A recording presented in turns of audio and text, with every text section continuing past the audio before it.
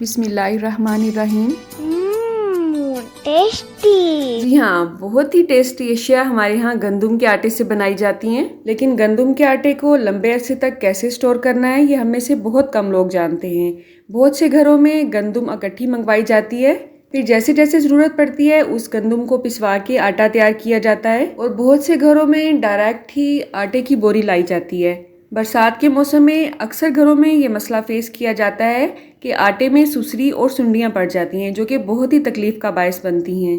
तो आज की इस वीडियो में आप ये जानेंगे कि आटे को आप सुसरियों से और सुंडियों से कैसे महफूज रख सकते हैं, और अगर इसमें सुसरी और सुंडी पड़ गई है तो आपने इसका क्या हल निकालना है। तो चलें आज की इस वीडियो का आगाज़ इस दुआ के साथ करते हैं कि अल्लाह आप सबका दस्तरखान सजाए रखे और हम सबको सेहत और ईमान का रिज़्क अता फरमाए। जी, तो आप में से अक्सर लोग ये सोच रहे होंगे कि अगर आटे में इतने ज़्यादा कीड़े हैं तो इसे फेंक देना चाहिए या किसी को दे देना चाहिए। ये भी ठीक है, आप किसी हेल्पर या मेड को ये आटा दे सकते हैं, लेकिन ये इस मसले का हल नहीं है। हाँ, अगर आप ये महसूस करते हैं कि आपका मैदा या पेट बहुत ही सेंसिटिव है तो इस तरह का आटा आप इस्तेमाल मत करें। अब ये आटा ना तो आप किसी को देना चाहते हैं ना फेंकना चाहते हैं, तो आपने क्या करना है, सबसे पहले इस आटे को अच्छी तरह से छान लेना है। आपने जिस बर्तन में भी इसे स्टोर करना है वो मुकम्मल तौर पे खुश्क होना चाहिए।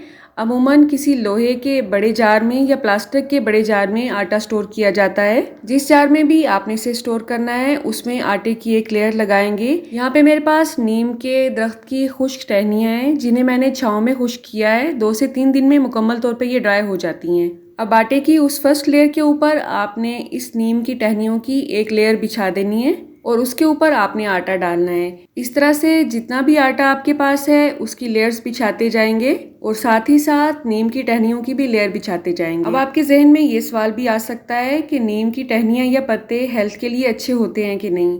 तो ऐसा ख्याल आपने बिल्कुल भी जहन में नहीं लाना है, क्योंकि बहुत सी दवाइयाँ नीम के पत्तों से ही तैयार की जाती हैं और खाने की अशिया में इनको रखना मुकम्मल तौर पे सेफ है। जब भी आप आटा इस्तेमाल करेंगे अव्वल तो ये टहनियाँ आराम से साइड पे हो जाती हैं। अगर ऐसा नहीं है और आपको लगे कि पत्ते टूट टूट के इसमें मिक्स हो रहे हैं तो आप आराम से इसे छान के निकाल सकते हैं। अगर किसी भी सूरत में नीम का दरख्त आपके एरिया में नहीं है तो इसका हल भी है हमारे पास। इसके लिए आप दूसरा तरीका इस्तेमाल कर सकते हैं। नमक तो सबके घर में ही होता है, तो आपने क्या करना है, नमक की पोटलियाँ बना लेनी है। जस्ट हर पोटली में आपने 1 से 2 चम्मच ही ऐड करने हैं। और जो भी पोटली आपने लेनी है वो किसी रेशमी कपड़े की नहीं होनी चाहिए, बल्कि सूती या कॉटन की होनी चाहिए। आटे की हर लेयर पे आपने 4 से 5 पोटलियाँ बिछाते जाना है। ऊपर आटा बिछाना है, फिर 4 से 5 पोटलियाँ रखनी है नमक की, और इसी तरह से सारी लेयरिंग आपने कर लेनी है। तो ये दोनों तरीके बहुत ही आसान है, हेल्थ के लिए भी मुकम्मल तौर पे सेफ हैं। बहुत से लोग आटे में डायरेक्ट नमक भी डाल देते हैं बहुत सारा,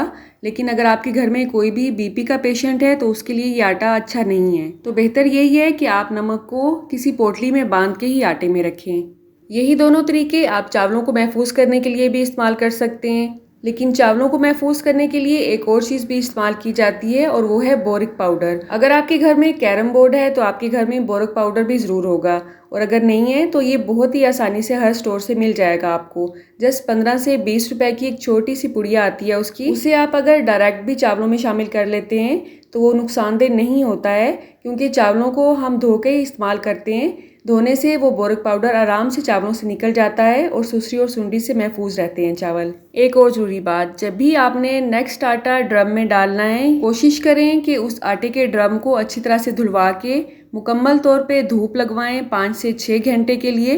और अगर इसमें जो पहले आटा मौजूद है उसमें सुसरी या सुंडी नहीं है तो ही आपने वो आटा इस ड्रम में ऐड करना है। अगर उस आटे में ऑलरेडी सुसरी या सुंडी होगी तो भी आपका बाकी आटा खराब हो सकता है। आटे को ड्रम में ऐड करने के बाद आपने उसे मलमल के कपड़े से कवर कर देना है और आटे के ड्रम को मुकम्मल तौर पे कवर नहीं करना है। उसमें थोड़ी सी हवा की क्रॉसिंग रहने दें, या तो इस तरह से थोड़ा सा खुला रहने दें या इस तरह से इसका हैंडल इस तरह से टिका के भी आप इसे खोल सकते हैं। इस तरह से इसमें हवा की क्रॉसिंग रहती है और बहुत कम चांसेस होते हैं कि आपके आटे में बरसात के दिनों में सुसरी या सुंडी पड़े। सुसरी और सुंडी वाला ये मसला अक्सर बरसात में ही देखने को मिलता है। जब ये मौसम गुजर जाता है तब इसे आप बंद कर सकते हैं, इसमें ऐसा कोई इशू नहीं है। तो अगर आपको महसूस हो आज की वीडियो में आपने कोई भी काम की बात सीखी है तो आपने इसे दूसरों से शेयर जरूर करना है। अल्लाह आप सबका दस्तरखान सजाए रखे और हम सबको सेहत और ईमान का रिज़्क अता फरमाए। अल्लाह हम सब के रिस्क में कसरत से ज़्यादा बरकत और आसानी अता फरमाए। रुके रुके सुने, जाने से पहले वीडियो को लाइक कर दें, अच्छी लगी तो शेयर कर दें और सब्सक्राइब करने के बाद बेल का आइकन भी ज़रूर प्रेस करें। जज़ाकल्लाह। मेरी नेक्स्ट वीडियो तक अल्लाह हाफ़िज़।